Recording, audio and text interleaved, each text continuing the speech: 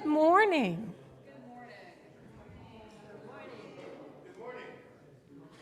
Welcome to the Unitarian Universalist Congregation of the South Fork.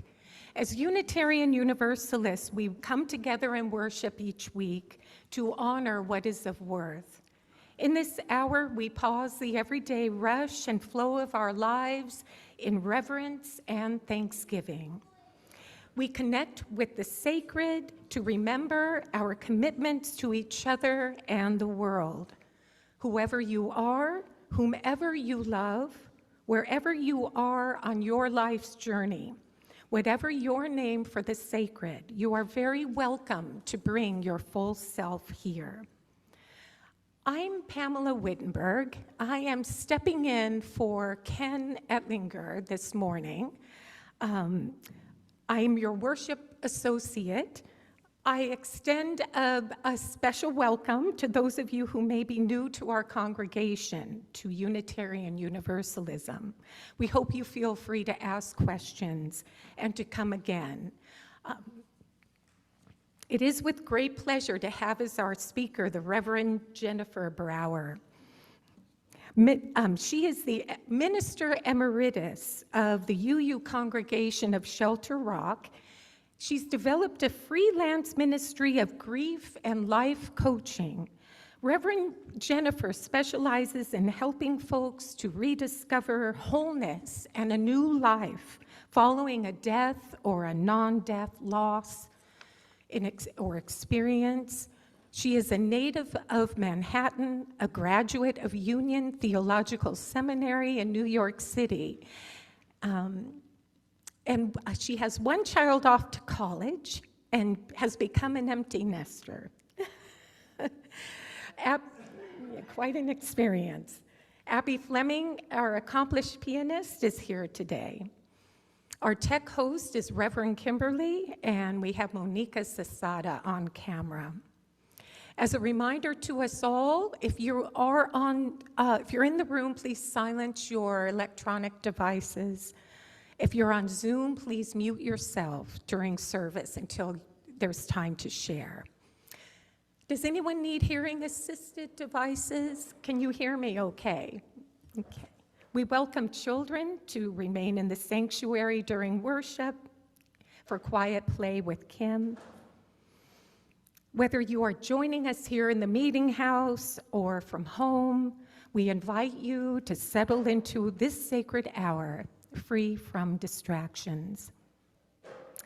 Just a few announcements. I know that I'll get started and then we have Tip has an announcement. I also would have an announcement from Diana Lindley about Ken Ettlinger. This Thursday, December 21st at 6 p.m., come to the Meeting House to celebrate winter solstice with worship, drumming, dancing, and soup. You can bring your instruments, your hands count, and your appetite. Maybe bring a dessert or your favorite soup, but we will have some. Next Sunday, December 24th, is Christmas Eve, and there are two services, one in the morning at 10:30 with Reverend Kimberly, and maybe part of the chorus or the choir, and she will present the 7 principles of Kwanzaa. At 5 p.m. that same day, we will have our Christmas Eve candlelight worship service with readings, carols, and the holiday choir. You can find more information. I think all of you know how to find more information. Okay. All right. I would like Tip to come up first, please, with an announcement.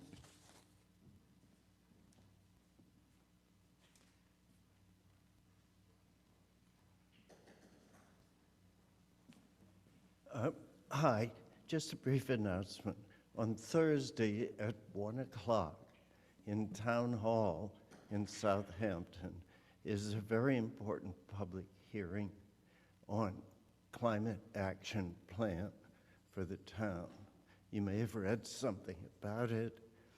This will determine how we cope with global warming for the next several decades. So please see me after the service. If you have questions, it'd be very nice to show up in support of it after you read it. And, or you can join via Zoom, 1 o'clock Thursday. Thanks. Diana Lindley has an announcement about Ken. Thank you. Well, first of all, I have to say So that Zoom can hear you. Yes, please. Watch yourself. it's great to be back here. I've really missed so many familiar faces, and I've missed Ruth Jacobson's art sculpture, which I really love. And so anyway, Ken is doing much better. He's still in the hospital in Stony Brook, but his spirits are really good, and he hopes to get released on Tuesday. And his son, Zach, has been with him, so that's been a great comfort. So, you know, he doesn't want anyone to worry about him. He's doing well. He'll get better.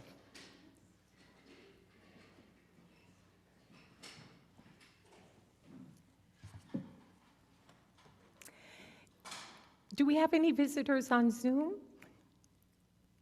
No. Okay. Please take a moment. We will pass the piece, and by greeting our neighbor and saying hi or on chat for a few minutes.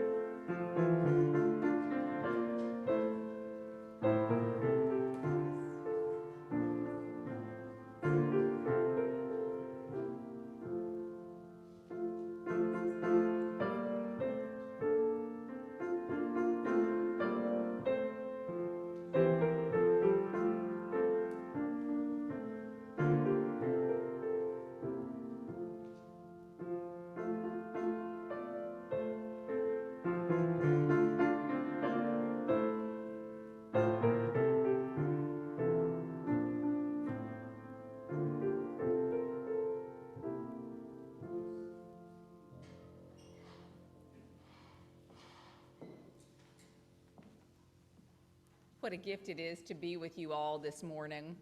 I have been coming out to visit this congregation for about 20 years now, over the years, and I always manage to come on a rainy day,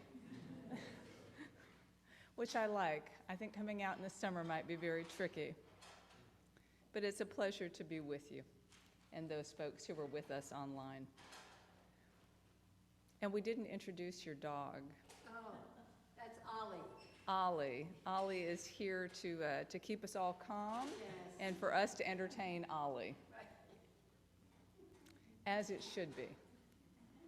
This is the season of magic and miracles and extraordinary happenings. It's the season for retelling the ancient stories of surprising events. Events and tales that have inspired wonder and awe and hope in generations of people across time in different languages and cultures. Referring to this time of year, the Reverend David Reese Williams wrote, "It is when we withdraw from the cold and barren world of prosaic fact to warm ourselves by the fireside of fancy and to take counsel of the wisdom of poetry and legend. This morning, as we listen to modern stories and reflect upon the ancient ones of this season, may we look for the messengers of the holy, called by whatever name, and consider the action that they call us to take.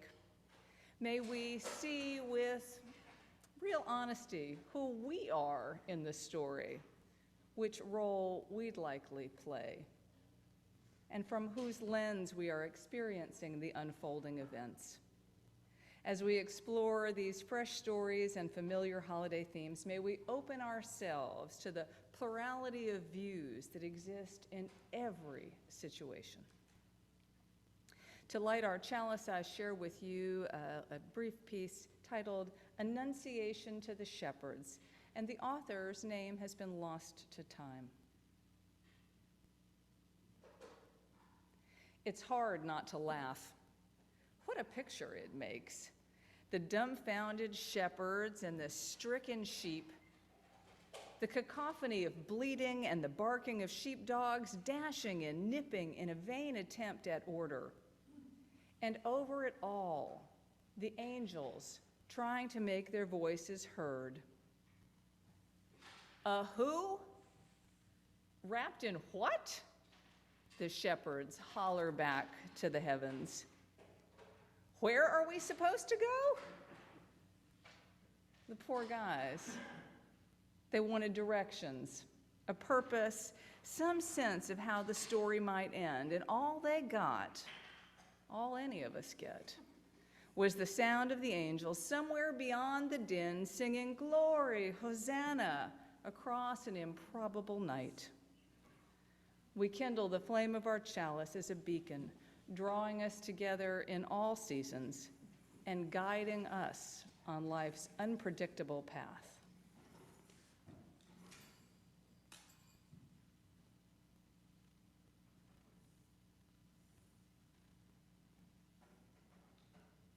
And do we use that to light the chalice with?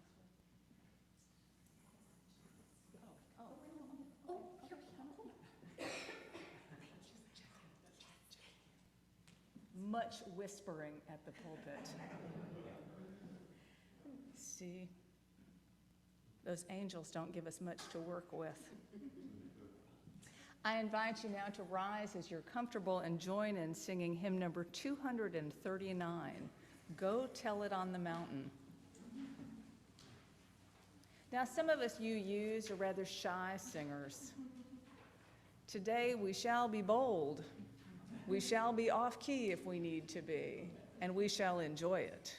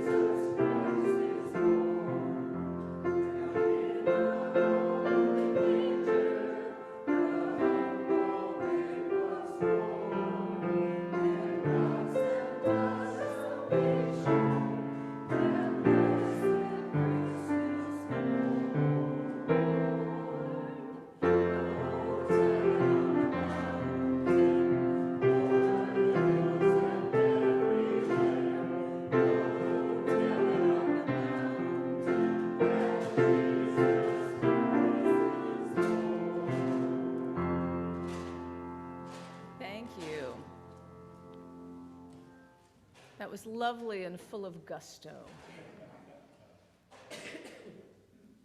Although I was not raised Jewish, I was raised in Manhattan, as you've heard in my bio, if you haven't heard me say over the years. So being raised in Manhattan makes me a cultural Jew, even though I was raised a Presbyterian. Sort of. Or so my colleagues, my former colleagues in ministry, often believed, as I was regularly tasked with covering the Jewish high holy days. This year, I had the pleasure of marking the start of Hanukkah by attending a worship service with a Jewish congregation in Lower Manhattan, the Tamid congregation, a wonderful congregation. I am dating one of the musicians of the Tamid congregation, so I was able to attend with him. As happens around the holidays, maybe for you too, I was thinking with some tenderness about years past and people past. And being down at the World Trade Center, I found myself reflecting in particular on December of 2001. December 2001 was, as you may recall, strange and sorrowful. We were all still reeling from September 11th, and so in spite of the usual city glitz and lights and crowds and whatnot, in our hearts, people were struggling to feel festive. I know I was. I know the members of the congregation I was serving then were struggling.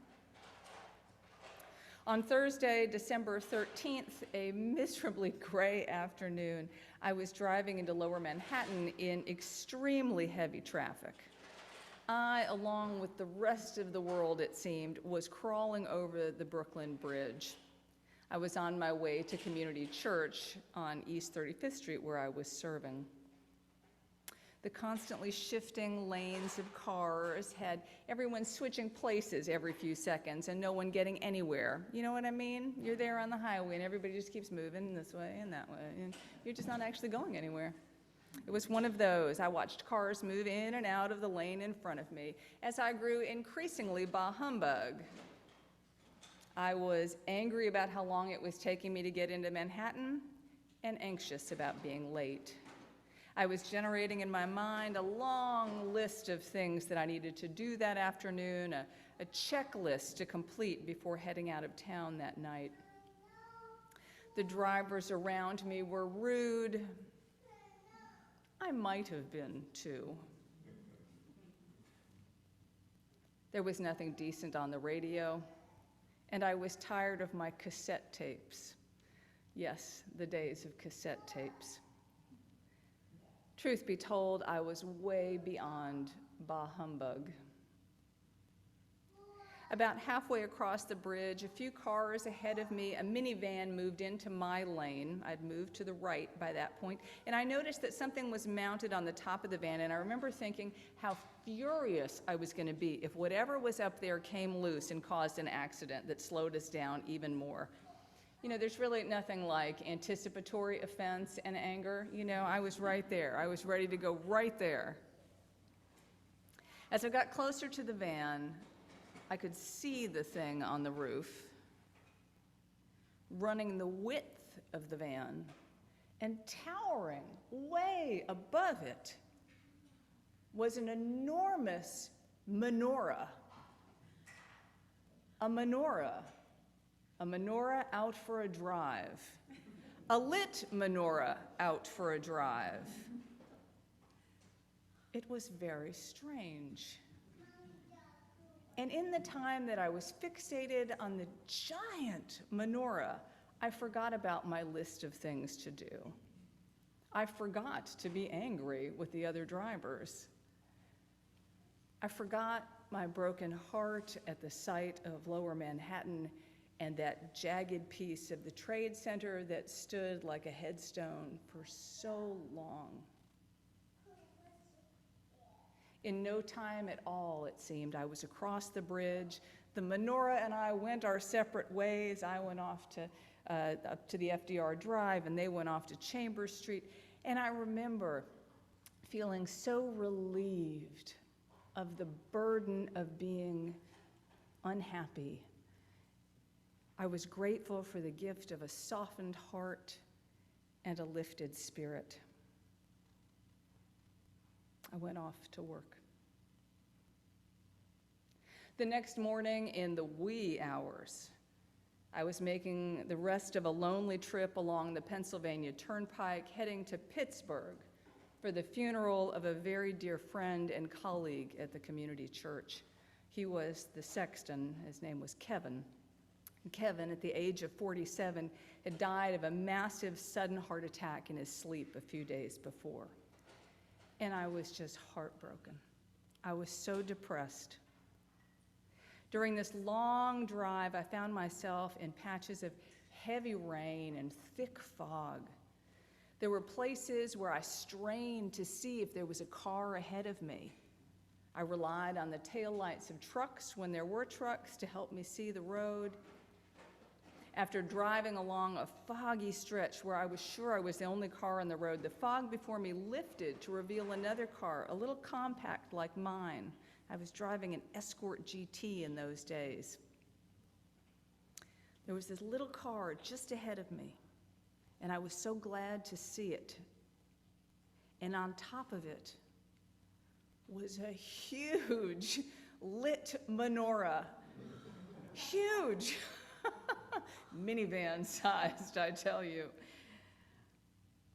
Truly, what are the odds of running into two roof-mounted menorahs in two different places in less than 24 hours? I had never seen one before. I know they're out there, but I have never seen one since. It was not hard to think of them as some kind of sign. I spent the next stretch of road recalling the story of Hanukkah. And although it's not a major holiday in the Jewish calendar, it's not one of the high holy days we know, it's not in the Torah, it celebrates the persistence of the Maccabees, fighting what seemed a losing battle. It's the story of the temple being reclaimed and a miracle of the lamp burning for 8 days on 1 day's supply of oil. It is a celebration of something far greater than oneself at work in the world and a rededication to faith and the values of Judaism. There in my little red car, barreling down the road through fog and rain, the heavy shroud of sorrow and gloom that had really wrapped itself around me and weighed me down, slid away, and was replaced with hope and faith in the mysterious unfolding of life. The second roof rack menorah in so many days, appearing just ahead of me, seemed another sign of something greater at work in the world. In the dense fog, its odd electric candles showed me the way. In that painful season, I was reminded that hope comes in unpredictable forms, at unexpected times, and when the odds seem to be against us. Each year, as I remember and give thanks for that Hanukkah miracle, I am reminded to be the light for others. We join now in singing our next hymn, This Little Light of Mine. It is in your hymnals, and I don't have the number handy. What is the number? Is it 118? It's 118. Please rise as you're comfortable. This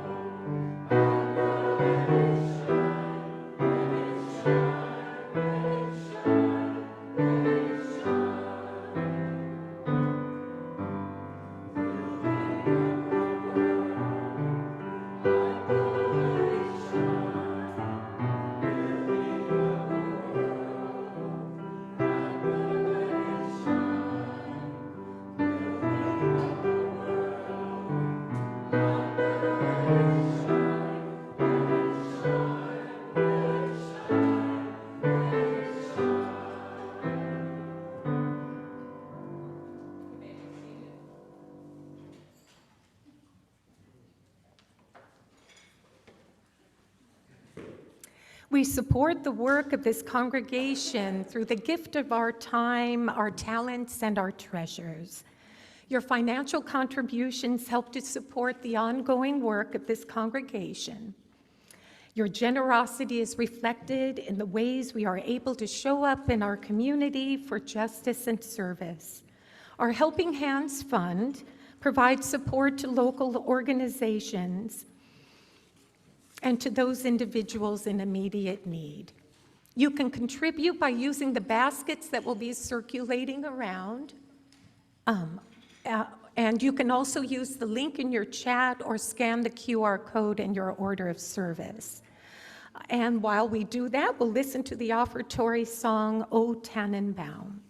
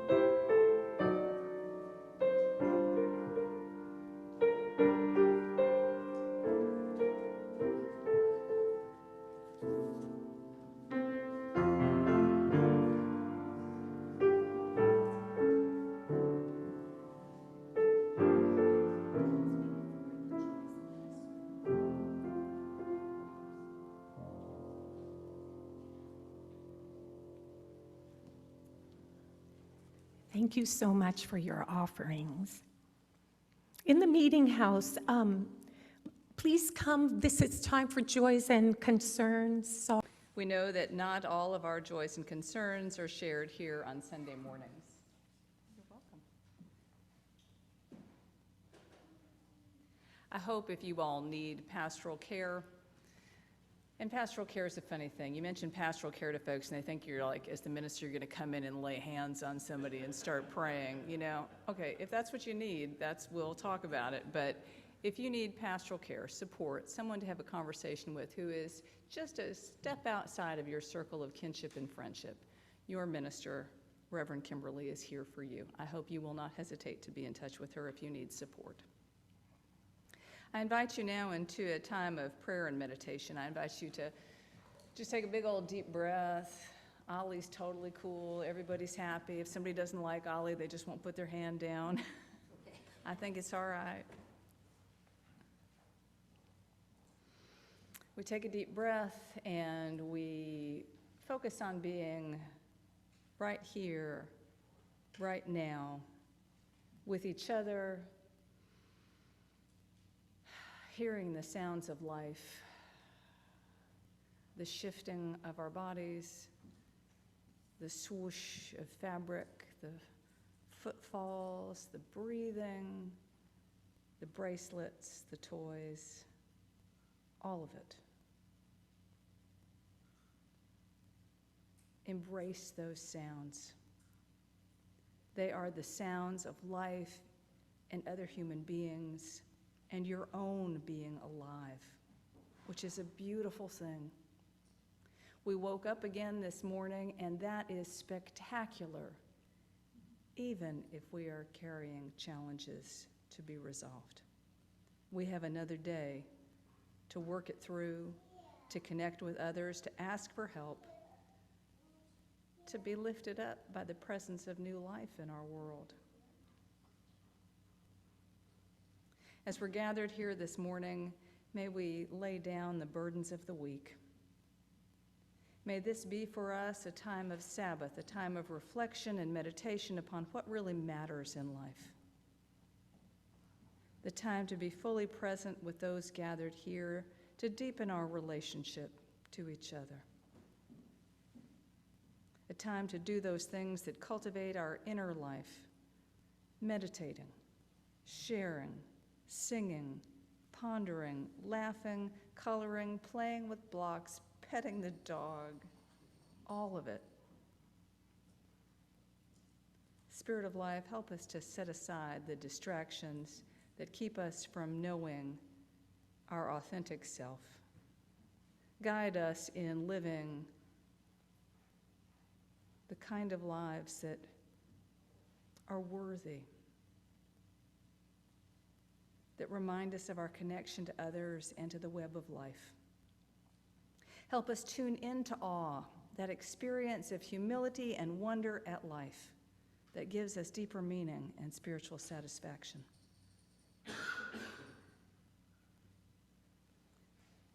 May those who've shared joys with us today be a reminder and an inspiration that even in the bleakest days, there is reason to hold out hope. For these things and for those held in the silent sanctuary of each heart, I say, so may it be. We join now in singing Spirit of Life. You may remain seated if you wish.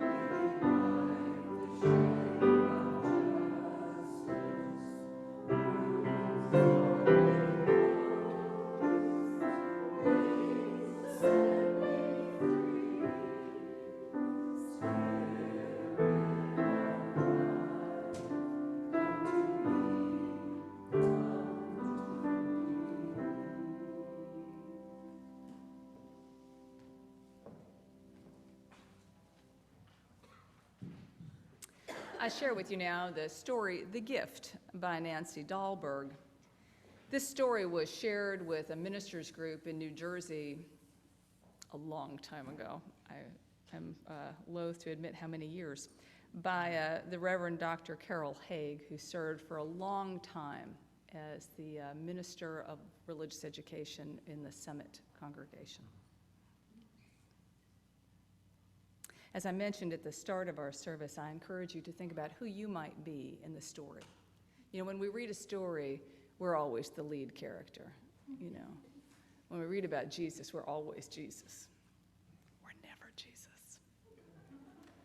In this story, as I have known it and lived with it and read it and thought about it many times over the decades, my role has changed.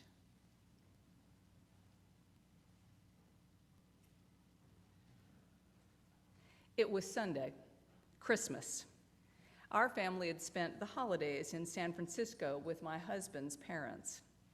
But in order for us to be back at work on Monday, we found ourselves driving the 400 miles home to LA on Christmas Day.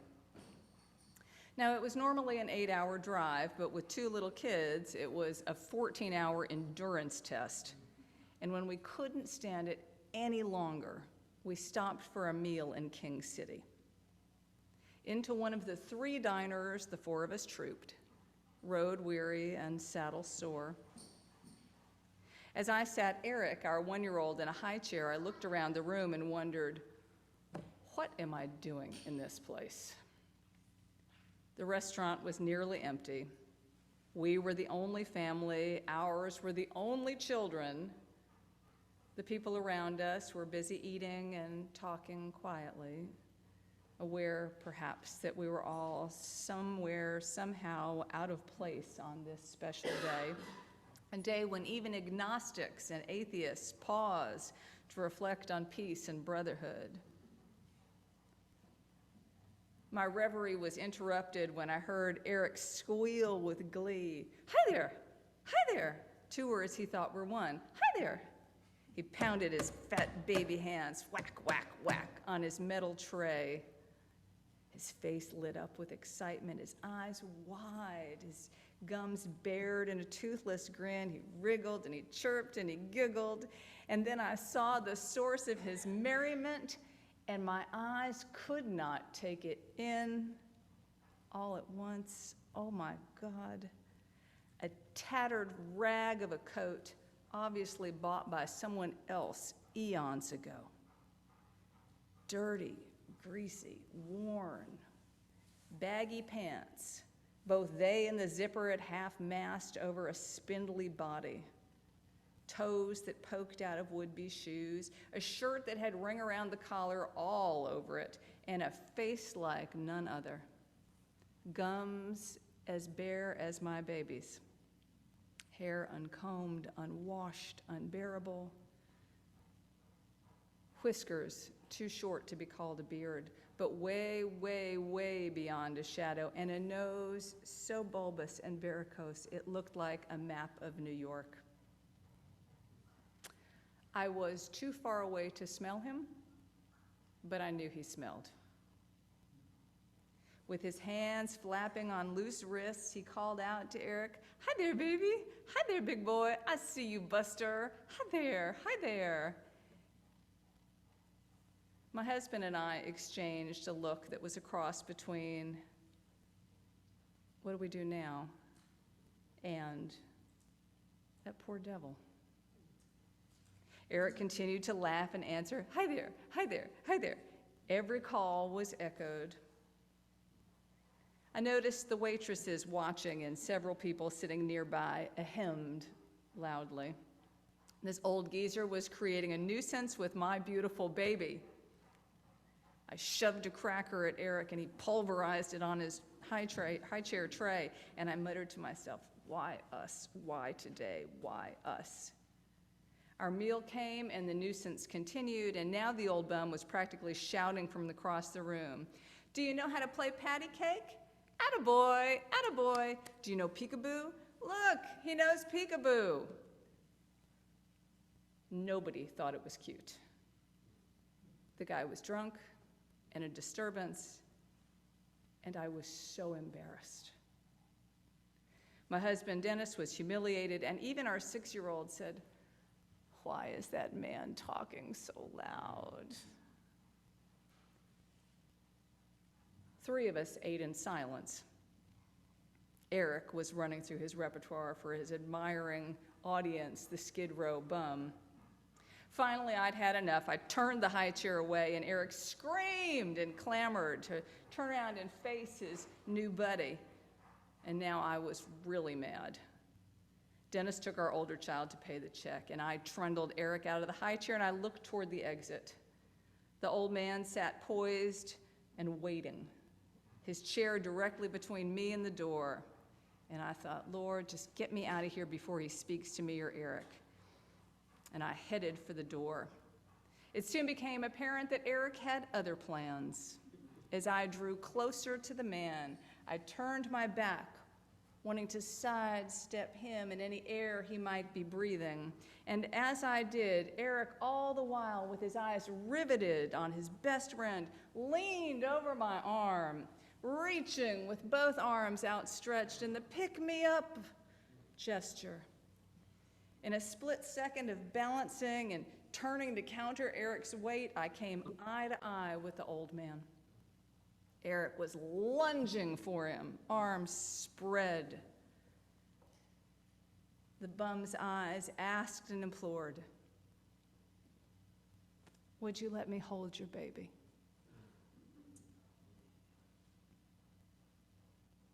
There was no need for me to answer. Eric had propelled himself into the man's arms. Eric laid his tiny head on the man's ragged shoulder. The man's eyes closed, and I saw tears hover beneath his lashes. His aged hands, full of grime and pain and hard labor, gently, so gently, cradled my baby's bottom and stroked his back. And I stood awestruck. The old man rocked and cradled Eric in his arms for a moment. And then his eyes opened, and he set them squarely on mine, and he said in a commanding voice, "You take care of this baby." Somehow I managed, "I will," from a throat that contained a stone.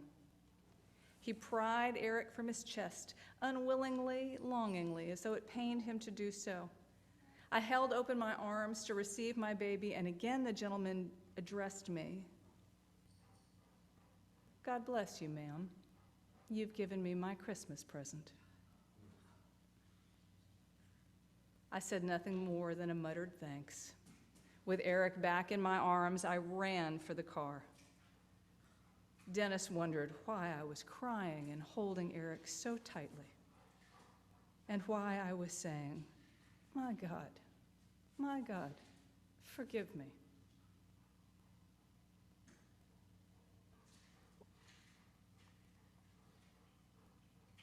We join now in singing our closing hymn, "Though I May Speak with Bravest Fire," number 34. Please rise as you're comfortable. Go ahead, that's okay.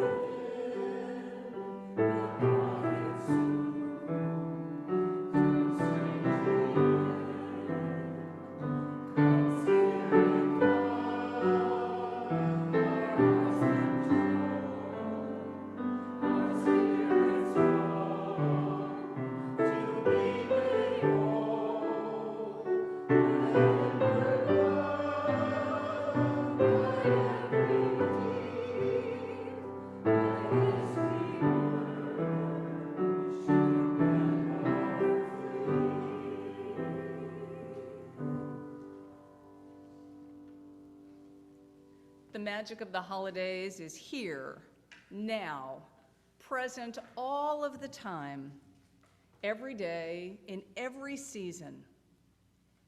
But we will know it only if we are willing to put aside our ways of cynicism and snarkiness and self-centeredism and apathy. I think I just made up a new word. A holiday season gives us permission to be softer and sentimental, more generous and hopeful, but we can be that year-round. When we allow ourselves to be people inspired by the sentiments of the holidays, we are better neighbors, better friends, better partners, better parents, and adult children to our parents. The age of miracles is not over. We've just forgotten that they come through everyday folks, just like us. So may it be, and amen.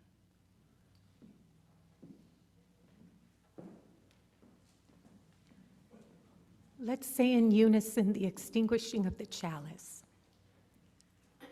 We extinguish this flame, but not the light of truth.